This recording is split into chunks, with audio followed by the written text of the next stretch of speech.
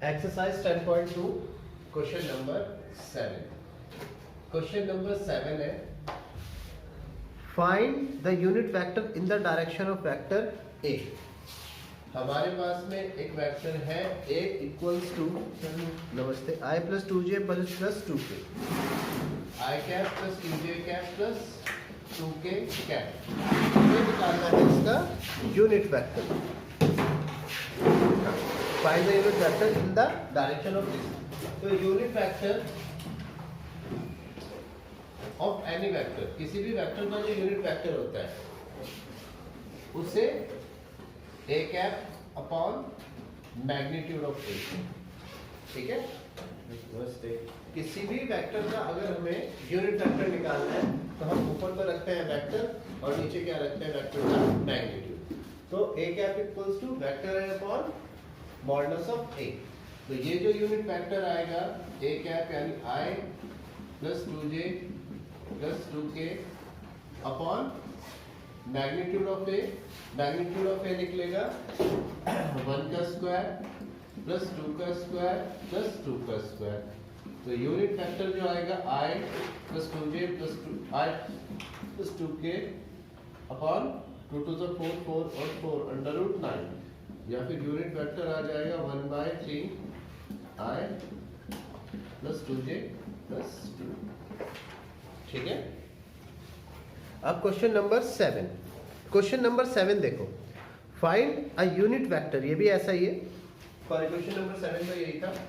Question number 8, question number 8 में भी हमें क्या फाइंड करना है, find a unit vector in the direction of vector p Q.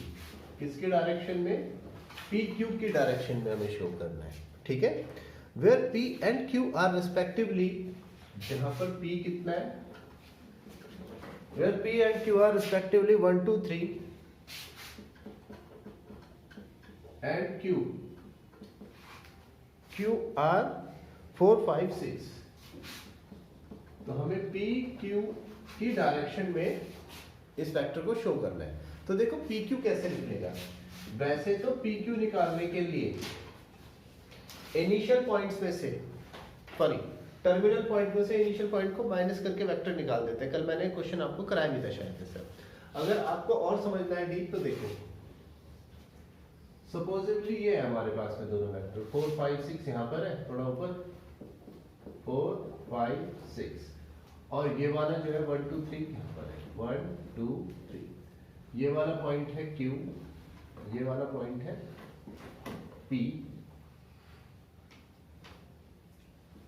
ये हमारा ओरिजिन है। ठीक है, ये वाला क्या है 0 0। तो हमारा जो PQ है, ये वाला PQ, सबसे पहले अगर इस पॉइंट को देखें OP को, तो ये कितना है 1 2 3, और OQ कितना है, एक मिनट, OP की डायरेक्शन तो ये है और OQ की डायरेक्शन ये है। ठीक है, तो अगर हम ऐसे देखें इसको, अगर हम अपना ट्रायंगल लॉ लगाते हैं, याद रखना OP plus PQ,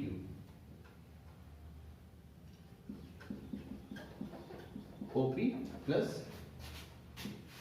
PQ equals to क्या आता है, OQ। समझ में नहीं आई बात? कल मैंने आपको ट्रायंगल लॉ सिखाया था ना।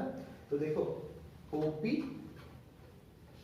इसका इनिशियल पॉइंट, इसका टर्मिनल पॉइंट, फिर इसका इनिशियल पॉइंट, इसका टर्मिनल पॉइंट। तो OP plus PQ equals to क्या आता है, OQ। तो यही तो आता है। या फिर अगर हमें PQ निकालना है तो हमें क्या निकालना पड़ेगा, OQ माइनस OP। अगर हमें सॉरी PQ निकालना है तो हमें क्या निकालना पड़ेगा, OQ माइनस OP। वही कंफ्यूज हो गए क्या? अरे दोबारा से समझो इनकी directions.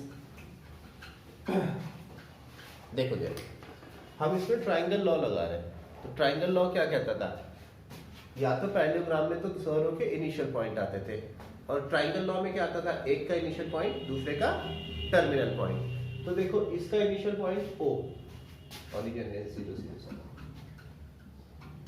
OP plus P Q equals to O Q. आई मेरी बात समझ में नहीं आई? Clear I? क्या हुआ विकास, सबके समझ में नहीं आई? ट्रायंगल लॉ यूज हो रहा है। तो यहां से अगर हम पी क्यू निकालना चाहते हैं तो वो क्या आएगा, O Q minus O P. आई मेरी बात अब आगे समझ में नहीं आई? ठीक है। अगर हम अपने ओ क्यू को पी क्यू को निकालना चाहते हैं, अगर हम ओ क्यू को वेक्टर फॉर्म में लिखें तो 4i unit vector, 5j unit vector, 6k unit vector, क्योंकि ये 4 5 6 2 डायमेंशनल प्लेन में नहीं है, 3 डायमेंशनल प्लेन में है ना। यहाँ तो बोर्ड की वजह से मैं 2 डायमेंशन बना रहा हूँ। माइनस ओपी, ओपी क्या है, i plus 2j plus 3k। अब जब सब्ट्रैक्ट करेंगे तो हमारा जो पी क्यू आया 4i में से 1 आ गया 3i, 5i में से 2i गया 3j, 6k में से 2k गया 3k।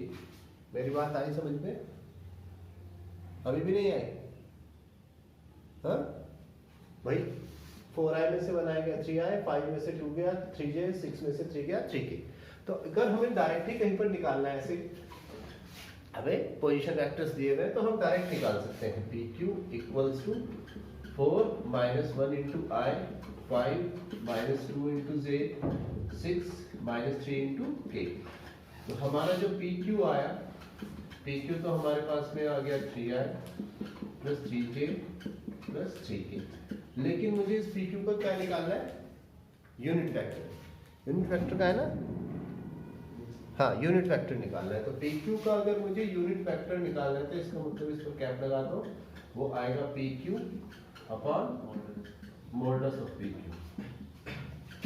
पी क्यू है 3i plus 3j plus 3k upon under root 3 का स्क्वायर प्लस 3 का स्क्वायर प्लस 3 का स्क्वायर, या फिर p Q equals to 3i plus 3j plus 3k,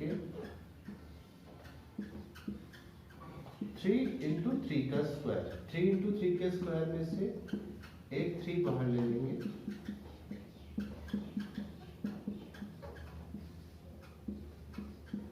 ऊपर से 3i plus j plus k minus 3 under root 3। तो यह है i plus j plus k upon under root 3। Clear हो गया?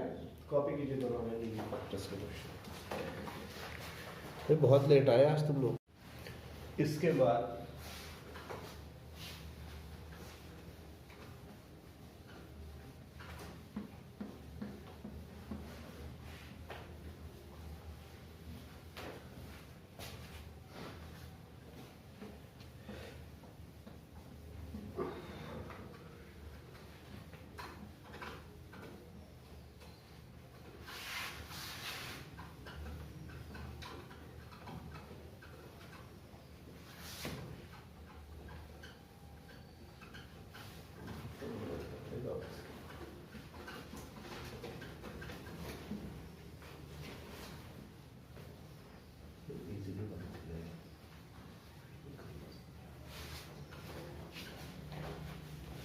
हाँ बच्चों, अब इसके बाद देखिए क्वेश्चन नंबर 9।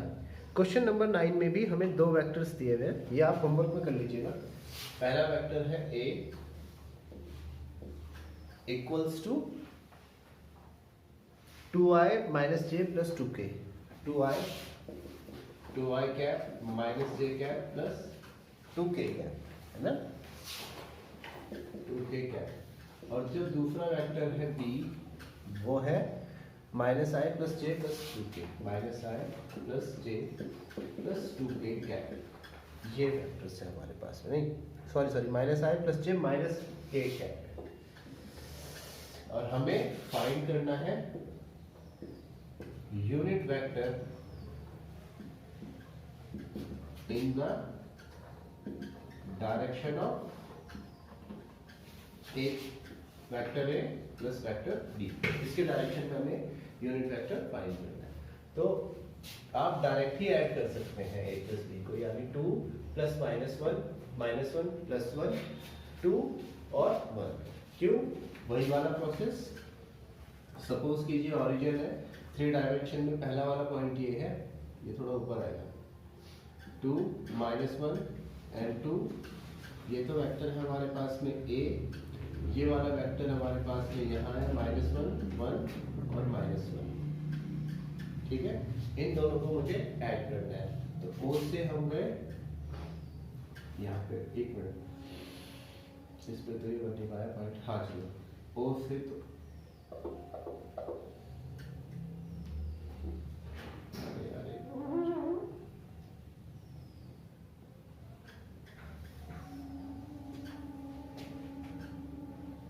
देखो, अब अगर मैं इसमें एंगल वाला लॉ लगा देता हूँ, ट्रायंगल वाला लॉ लगा देता हूँ, ठीक है, तो ये ओ ए बी और सी, तो हमारे पास क्या आएगा, O A plus A B equals to O B, ठीक है। तो ये वाला जब रूल लगेगा हमारे पास, तो फिर हमें एक, तो इसको हमें ए बी तो निकालना नहीं है, ए बी हमारे पास में पॉइंट पहले से ही है, तो देखो इसको सम करते हुए ओ ए हमारे पास अगर आए माइनस का आए, यहाँ से इसके नीचे पॉइंट से मैच कर देते हैं, माइनस का आई प्लस का जे माइनस का के, ओ ए तो ये हो गया। अब इनका जो सम है दूसरे वाला, फिर वो आएगा -2 माइनस में माइनस प्लस का 1 आ जाएगा, समझ में आ गया बात। फिर इस तरीके से जब आप करोगे ना तो डायरेक्ट सम ही आ जाएगा, तो आप ट्रायंगल फार्मूले को यूज करने के बजाय डायरेक्ट कर लीजिए, a + b = i + 0j + k, और यूनिट फैक्टर निकालने के लिए क्या करेंगे, इसको इसके मॉडुलस से डिवाइड कर देंगे। तो इसके बाद में क्वेश्चन नंबर 10 तो हो गया, सॉरी क्वेश्चन नंबर, हाँ ये था क्वेश्चन नंबर हमारा 9। क्वेश्चन नंबर 10 है, find a vector in the direction, question number 10 क्या कह रहा है मुझे, ये कह रहा है find a vector in the direction of 5i -j + 2k and which has a magnitude 8 units. अच्छा, तो सबसे पहले तो हमारे को एक वेक्टर दिया हुआ है, वेक्टर हमारे पास में है a = 5i -j + 2k -j + 2k, ये तो वेक्टर है हमारे पास में। हमें इसी की डायरेक्शन में एक वेक्टर निकालना है जिसका मैग्नीट्यूड कितना होना चाहिए, 8 units, which has magnitude equals to 8 units, ठीक है। तो सबसे पहले मैं इसका यूनिट वेक्टर निकालता हूँ। इसका यूनिट वेक्टर निकालने के लिए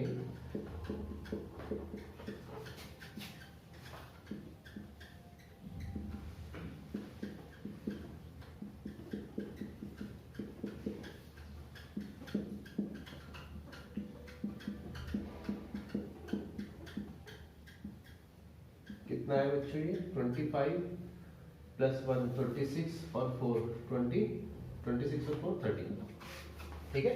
तो हमारे पास ये यूनिट वेक्टर आ गया। देखो कहना क्या चाहता है ये, इसका मतलब है 3 डायमेंशनल प्लेन में, ये हमारे पास तो 3 डायमेंशनल प्लेन है, जहां पर भी ये वेक्टर होगा, कहीं पर ये पॉइंट हो गए 5 -1 और 2, 5 -1 and 2, कहीं पर भी जहां पर ये पॉइंट होगा, इसकी लेंथ तो क्या है, ये वेक्टर a है। अब ये इसका यूनिट वेक्टर है, जैसे कि मैंने बताया था नंबरिंग का यूनिट क्या है 1, तो इसका जो इस वेक्टर का यूनिट है वो क्या है, ये 1 है।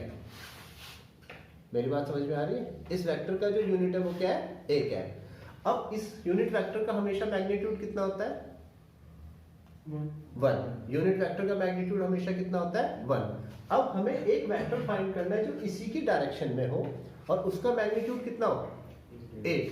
तो हमारे पास यूनिट वेक्टर का मैग्नीट्यूड कितना है, 1, तो यूनिट वेक्टर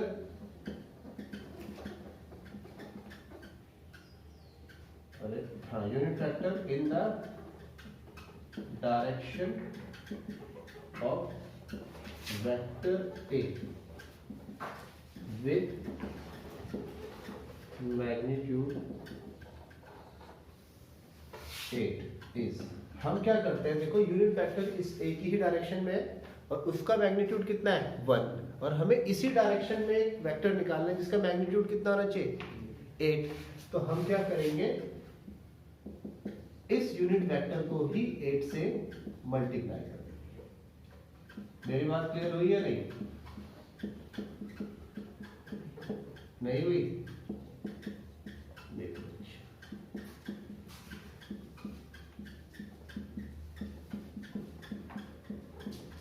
देखो, हमने 3 डायमेंशन में ये वाला वेक्टर सपोज किया हमारे पास में, ये इसका मैंने एक पार्ट निकाल लिया जो क्या है, इस वेक्टर का यूनिट वेक्टर है, इसी के डायरेक्शन में है, इसका क्या है ये यूनिट वेक्टर। यूनिट वेक्टर का मैग्नीट्यूड कितना होता है 1। अब इसी की डायरेक्शन में हमें दूसरा वेक्टर भी निकालना है और उसका मैग्नीट्यूड कितना होना चाहिए 8। तो हमारा जो ये यूनिट वेक्टर है इसी को मैं 8 टाइम्स मल्टीप्लाई कर देता हूँ, तो उसकी डायरेक्शन यही तो रहेगी। समझ में आई बात? और उसका मैग्नीट्यूड कितना हो जाएगा 1 का 8 टाइम्स, यानी 8 हो जाएगा। क्लियर आई बात समझ में? कॉपी कर लो 10 क्वेश्चन, ये घर में कर लेना।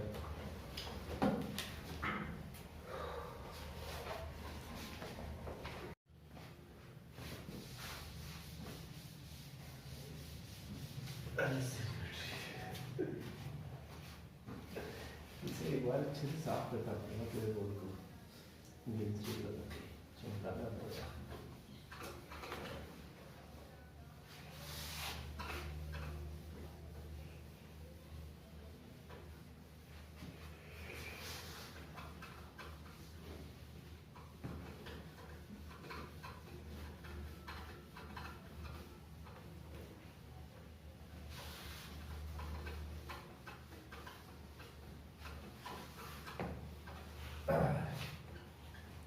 अब इससे नेक्स्ट क्वेश्चन देखो, इससे नेक्स्ट क्वेश्चन है क्वेश्चन नंबर 11।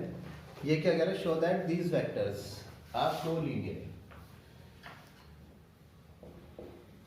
देखो पहला वेक्टर हमारे पास में है 2i - 3j + 2i - 3j + 4k। इसे हम वेक्टर a लिख लेते हैं, 2i - 3j + 4। दूसरा वाला जो वेक्टर है b इक्वल्स टू है -4i + 6j -4i + 6j -8k। मुझे क्या शो करना है कि ये दोनों के दोनों वेक्टर्स कोलिनियर है। कोलिनियर मतलब एक ही लाइन पर है। चला लिखा तो बहुत ही आसान है। हमारा जो वेक्टर b है ये कितना है, यहाँ से -2 कॉमन ले, ये आया 2i - 3j + 4k। ठीक है, यानी कि ये किस कंडीशन में, a इक्वल्स टू -2b।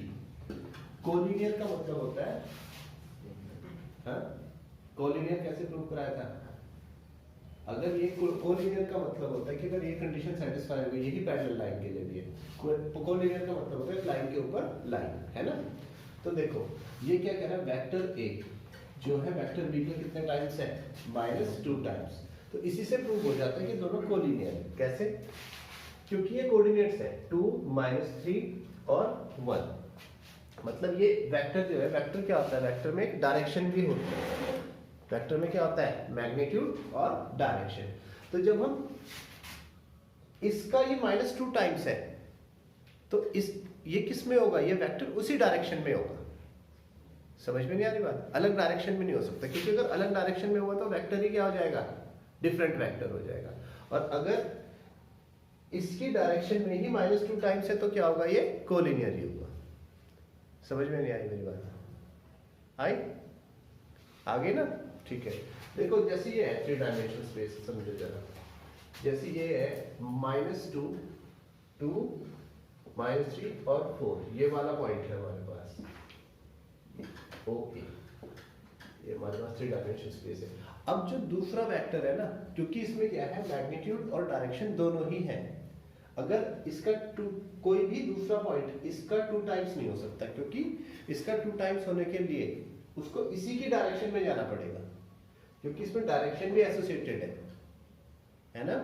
वैसे तो इसका 2 टाइम्स कहीं पर भी हो सकता है, लेकिन फिर वो वेक्टर नहीं होगा, क्योंकि वेक्टर में क्या होता है, बोथ मैग्नीट्यूड एंड डायरेक्शन।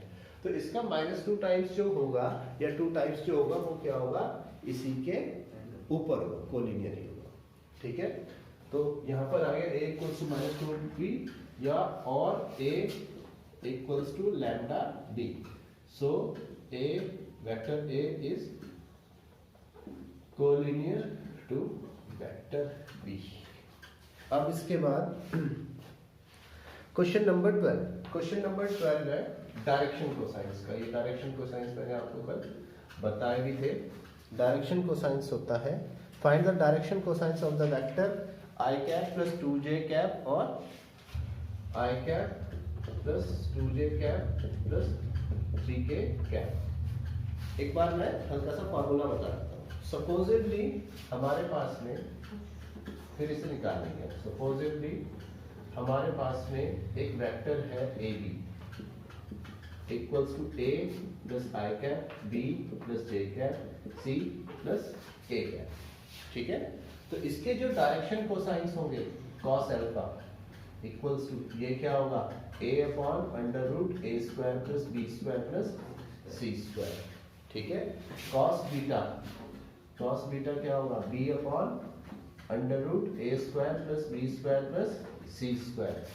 ठीक है, और तीसरा वाला डायरेक्शन कोसाइन कॉस गामा ये होता है c upon under root A square plus B square plus C square. मैंने आपको कल ये समझाया था कि कॉस अल्फा कॉस बीटा और कॉस गामा क्या होते हैं, भूल भी गए? इसी में समझा देता हूँ। ये जो हमारे पास में लाइन है ये क्या है, एक्स एक्सिस, ये है वाई एक्सिस, ये है जेड एक्सिस। तो ये कोई भी वेक्टर है, ये एक्स एक्सिस के साथ जो एंगल बनाता है उसका कोसाइन वो क्या होता है हमारा कॉस अल्फा। यही वाला जो वेक्टर है वाई एक्सिस के साथ जो एंगल बनाएगा उसका कोसाइन कॉस बीटा, और यही वाला वेक्टर जो जेड एक्सिस के साथ बनाएगा उसका कोसाइन ये क्या होता है कॉस गामा। तो इस क्वेश्चन में भी हम cos alpha cos beta cos gamma निकाल सकते हैं। Cos alpha equals to 1 upon under root 1 का स्क्वायर प्लस 2 का स्क्वायर प्लस 3 का स्क्वायर। ऐसे ही cos beta equals to 2 upon under root 1 का स्क्वायर प्लस 2 का स्क्वायर प्लस 3 का स्क्वायर। और cos gamma equals to 3 upon under root 1 का स्क्वायर प्लस 2 का स्क्वायर प्लस 3 का स्क्वायर।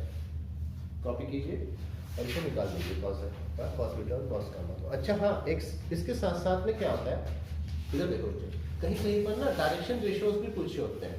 तो जो डायरेक्शन कोसाइंस आए हमारे, इसके जो रेशियो है, डायरेक्शन कोसाइंस के जो रेशियो है, मतलब इसको 2 से 3 से 4 से किसी से भी मल्टीप्लाई करते हो तो वो क्या होता है डायरेक्शन रेशियोज होते हैं।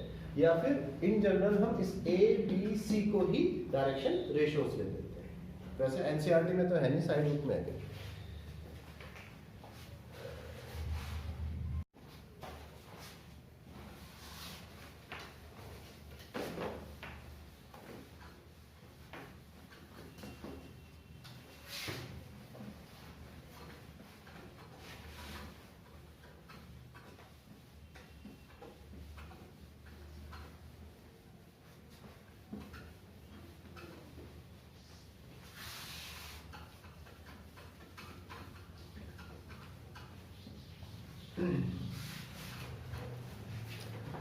कितने क्वेश्चन हो गए बच्चों, 12th। तो क्वेश्चन नंबर 13 में तुम्हारे लिए छोड़ रहा हूँ।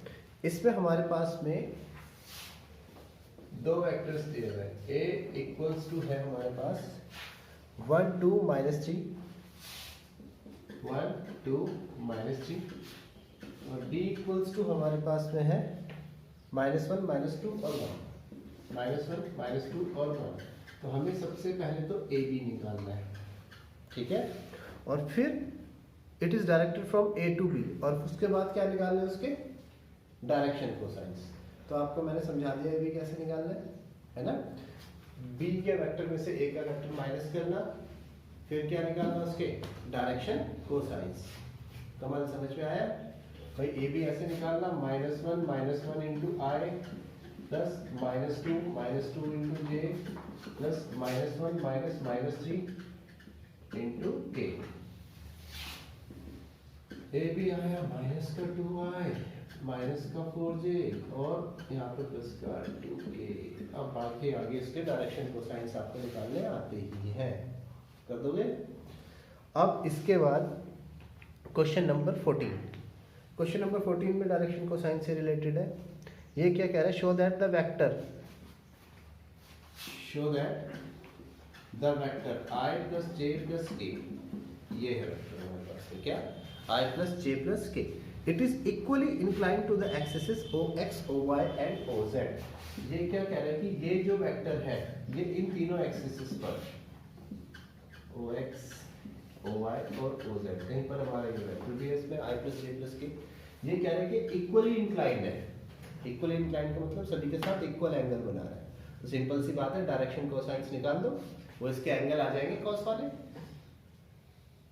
समझ में नहीं आ रही बात? और तीनों के तीनों अगर डायरेक्शन कोसाइन सेम हो जाएंगे तो ये क्या हो जाएगा, इक्वली इंक्लाइंड हो जाएगा। क्लियर? ठीक है। अब इसके बाद क्वेश्चन नंबर 15 समझ में आ गया? कर दोगे ना दोनों क्वेश्चंस को घर में? क्वेश्चन नंबर 15 ये क्या कह रहा है, find a position vector to a point are.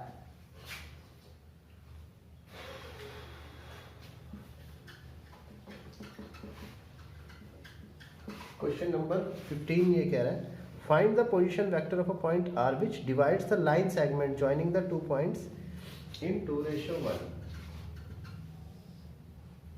पहला पॉइंट है P,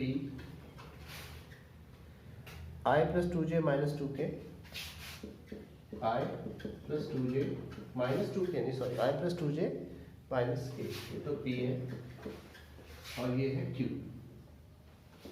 q मेरे पास में है minus i plus j plus k, minus I plus J plus K। अच्छा एक पॉइंट r है जो इन दोनों को किस रेशो में डिवाइड कर रहा है, 2:1, इंटरनली और एक्सटर्नली। तो देखो इंटरनली और एक्सटर्नली से क्या समझ में आता है? सबसे पहले तो बच्चों को बहुत ही कंफ्यूजन हो जाता है कि डिवाइडिंग इंटरनली एंड एक्सटर्नली। तो यहाँ पे ये जो पॉइंट r है ना बच्चों, ये लाइन के अंदर है, तो ये कैसे डिवाइड कर रहा है इसको, इंटरनली डिवाइड कर रहा है। ठीक है, इसका मतलब r पॉइंट के जो कोऑर्डिनेट होंगे, तुम्हें याद होगा 10th क्लास में ये फॉर्मूला था, अगर कोई डिवाइड कर रहा है इंटरनली तो जो वेक्टर होगा, equation then the position vector, तो जो पोजीशन वेक्टर आएगा वो आएगा m इंटू क्यू, ठीक है, plus n into p upon m plus n। याद है m1 x2 plus m2 x1 upon m1 plus m2, 10th class में था, वही हमने यहाँ पे लगाया है। ठीक है, समझ में आ गई बात? तो अब इसको लगा दीजिए जरा, m इंटू क्यू का m सॉरी किस रेशो में डिवाइड कर रहा है ये, 2:1, यानी m तो है 2 और n है 1।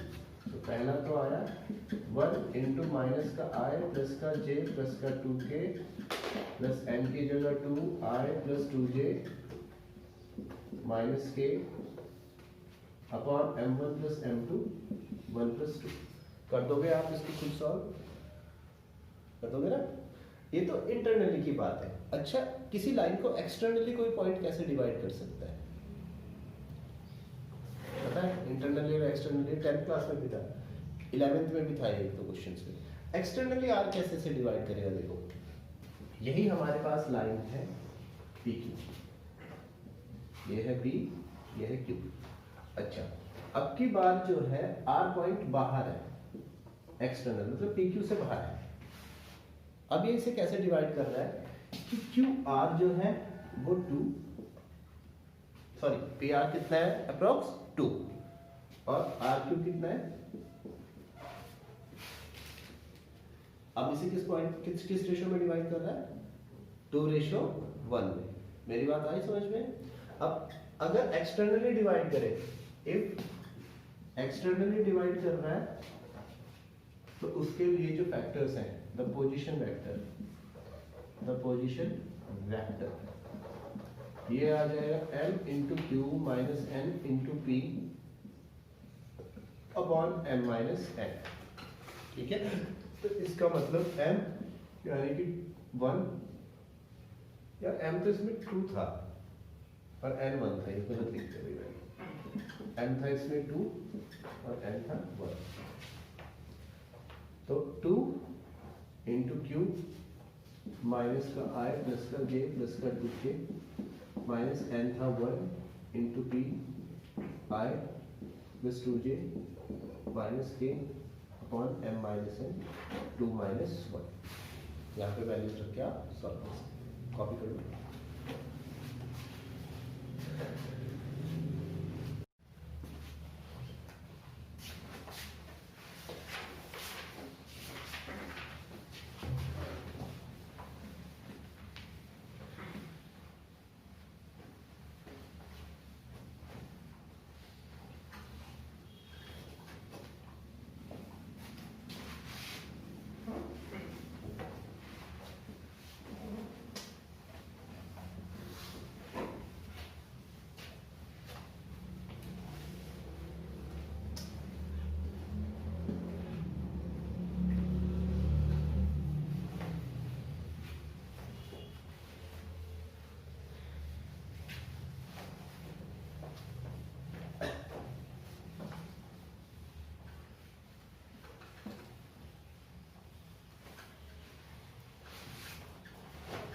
इसके बाद क्वेश्चन नंबर 16, ये क्या कह रहा है, find the position vector of the mid point of joining the vectors p and q। दो वेक्टर्स हैं जॉइनिंग द पॉइंट्स, बल्कि दो पॉइंट्स हैं p, ये है हमारे पास 2 3 4 और q ये भी कहीं 3D स्पेस में 4 1 माइनस 2, 4 1 माइनस 2। इनको ज्वाइन करने वाले पॉइंट के मिड पॉइंट का वेक्टर निकालना है हमें। तो ये तुम खुद कर लेना, मैं फॉर्मूला बता देता हूँ, x1 x2 x3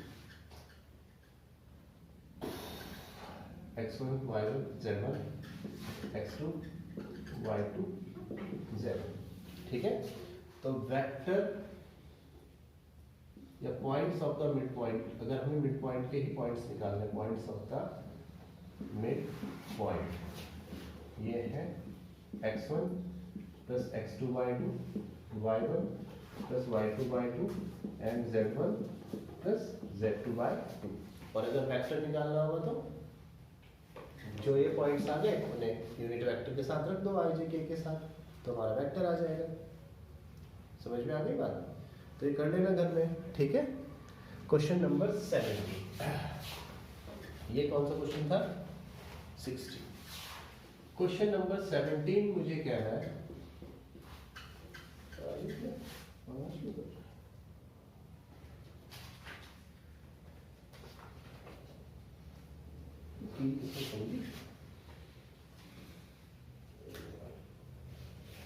question number 17 ये कह रहा है हमें कि show that the points with the vectors, show that these points with the position vectors a b b c and c a are the vertices of a right angle triangle। देखो ये points के position vectors हैं, मतलब ये जो A है, ये है B और ये है C। A का जो पोजीशन वेक्टर है वो है 3i माइनस का 4j माइनस का 4k, 3i कैप माइनस का 4j कैप माइनस का 4k कैप, A का पोजीशन वेक्टर, B का 2i कैप माइनस का j कैप प्लस का 2 कैप, C का i कैप माइनस का 3j कैप माइनस का 5k कैप। सबसे पहले तो इनसे साइड से निकाल दो, AB vector AB vector BC vector CA easily निकाल सकते हैं आप। B के पॉइंट्स में से A के पॉइंट से माइनस होंगे तो AB निकल जाएगा, C के पॉइंट्स में से B के पॉइंट माइनस होंगे तो BC निकल जाएगा, और A के पॉइंट में से C के पॉइंट माइनस होंगे तो CA निकल जाएगा। अब मुझे शो करना है कि राइट एंगल ट्राइंगल है। राइट एंगल ट्राइंगल का मतलब होता है कि दो साइड्स के लेंथ का square equals to square of the hypotenuse, और लेंथ जो है वो सिर्फ एक मैग्नीट्यूड है, वेक्टर नहीं है। अगर मैं कहूँ 2 मीटर तो हमारे को 2 मीटर का मतलब है कि उसकी डायरेक्शन से कोई मतलब नहीं है। 2 मीटर का मतलब क्या होता है? 2 मीटर। तो हम क्या करेंगे, इन सबका मैग्नीट्यूड निकाल लेंगे। मेरी बात समझ में आए? मैग्नीट्यूड निकालने के लिए √a² + b² + c², और फिर देख लेंगे सबसे बड़े वाले मैग्नीट्यूड का स्क्वायर बाकी दोनों मैग्नीट्यूड के स्क्वायर के सम के इक्वल है या नहीं है, मतलब पाइथागोरस थ्योरम अप्लाई हो रही है या नहीं हो रही है। समझ में आ गई मेरी बात? पाइथागोरस थ्योरम अप्लाई हो जाएगी और ये क्या बन जाएगा? राइट एंगल ट्राइंगल बन जाएगा। ठीक है, अब इसके बाद देखता हूँ टाइम कितना हो गया भाई, ये 26 हो गया। बाकी दोनों क्वेश्चन कल करेंगे।